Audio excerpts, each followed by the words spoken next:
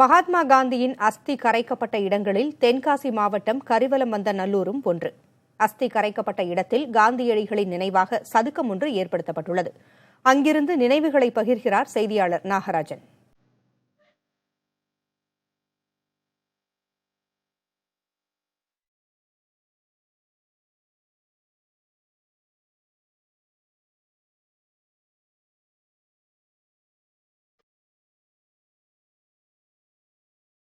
ஆயிரத்தி 1948 வருடம் ஜனவரி மாதம் 30ஆம் தேதி மகாத்மா காந்தி சுட்டுக் கொன்ற பிறகு அவரது அஸ்தி தமிழகத்தில் 4 இடங்களில் கரைக்கப்பட்டிருந்தது. அதுபோல நினைவு தினமாக வைக்கப்பட்டு அனுசரிக்கப்படுகிறது.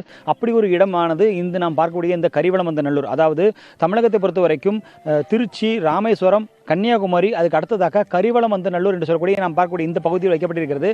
ஆனால் நாம் அந்த அஸ்தி வைக்கப்பட்டுள்ள அந்த சதுக்கத்துக்கு தான் சென்று கொண்டிருக்கிறோம். இந்த சதுக்கம் என்பது தற்பொழுது பராமரிப்பின்றும் பாலடைந்தும் காணப்படுகிறது. இந்த சதுக்கத்தை புதுப்பிக்க வேண்டும், இதற்கு ஒரு மணிமண்டபம் கட்ட வேண்டும் என்ற கோரிக்கை நீண்ட நாட்களாக இருந்து வருகிறது.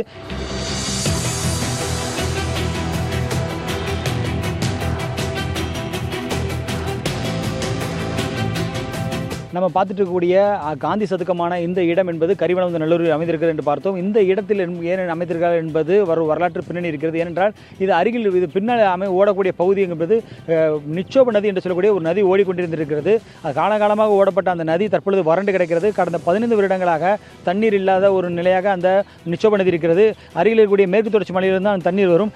இந்த இடத்தில் தான் அந்த அஸ்தி, அதாவது காந்தி இறந்த பிறகு கொண்டு வரப்பட்ட 4 இடங்கள் இங்கும் அஸ்தி கரைத்துவிட்டு பின்னர் இந்த இடத்தில் மீதி இருக்கும் அஸ்தியை இங்கு சதுக்கமாக அமைத்திருக்கிறார்கள். ஆனால் தற்பொழுது ஒரு பராமரிப்பு இல்லாமல் இந்த இடம் காணப்படுகிறது. எனவே இந்த சதுக்கத்தை பராமரிக்க வேண்டும் என்ற எதிர்பார்ப்பும் இந்த பகுதி மக்களிடையே நீண்ட காலமாக இருந்து வருகிறது. கன்னியாகுமரிக்கு அடுத்ததாக கரிவலமந்தநல்லூரில் எதற்காக காந்திக்கு இங்கு அஸ்தி வைக்கப்பட்டது, அந்த சதுக்கம் உருவாக்கப்பட்டது எதற்காக என்பது குறித்து இங்கே இருக்கக்கூடிய சர்வோதய சங்கத்தை சேர்ந்த செயலாளர்கள் அவரிடம் கேட்கலாம். ஐயா வணக்கம்.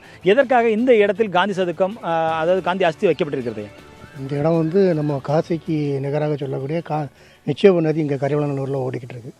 அதனால் இந்த இடத்துல தேர்ந்தெடுத்து இந்த இடத்துல அஸ்தி வைக்கிறதுக்காக நம்மளோட முன்னோர்கள் பெரியோர்கள்லாம் ட்ரெயின் மூலமாக அஸ்தியை கொண்டு வந்து அங்கேருந்து யானை மூலமாக ஊர்வலமாக கொண்டு வந்து கோயிலில் திருமுறை மாடி 12 நாளுக்கு பிறகு இங்கே அஸ்தியை சூபியாக எழுப்பப்பட்டு இன்றைய முதல் பராமரிக்கப்பட்டு வருகிறது. அதேபோல் இந்த இடத்தில் கரைக்கப்பட்டிருக்கிறது அஸ்தி கரைக்கப்பட்டது அந்த நாட்களில் மிகப்பெரிய கொண்டாட்டங்கள் இருந்திருக்கிறது. இந்த நாளிலும் இதை எப்படி அனுசரிக்கிறீங்க? இந்த முக்கியத்துவத்தை கொடுத்து சொல்லுங்க. இந்த அஸ்தி கரைக்கப்பட்ட பிப்ரவரி 12ஆம் நாள் இங்கே சர்வோதய மேளாவாக கொண்டாடிக்கிட்டு இருக்கிறோம். அதே மாதிரி 4 நாள் 57 வினோபா இங்கே அடிக்கல் நாட்டியிருக்கிறாங்க அந்த அஸ்திக்கு.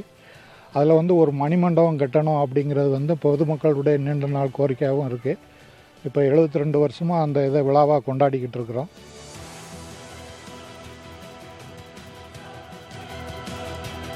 பாலடைஞ்ச மண்டபம் போல காட்சியில் கூட இந்த பகுதியை மாற்றுறதுக்கு என்ன மாதிரி முயற்சிகள் மேற்கொள்கிறீங்க? ஏன் இப்படி கிடக்குது? இது பொதுமக்கள் தான் இதை பார்க்கணும். அதாவது சர்வதேச சங்க ஊழியர்கள் பிப்ரவரி 12ஆம் தேதி மேலே கொண்டாடுறதுனால அப்போ அவன் காஞ்சி நிர்மாண சங்கமும் சர்வதேசமும் சேர்ந்து சுத்தப்படுத்திடுது. மற்றபடி இந்த பக்கத்தில் இருக்க வீடுகளில் இருந்து கொண்டு குப்பைகள் அதிர்ஷ்டங்கள் போடாமல் அவங்களே பார்த்துக்கிட்டாங்கன்னா இந்த இடம் எப்போவுமே நல்லா சுத்தமாக இருக்கும். இதுதான் எங்களுடைய ஆசை.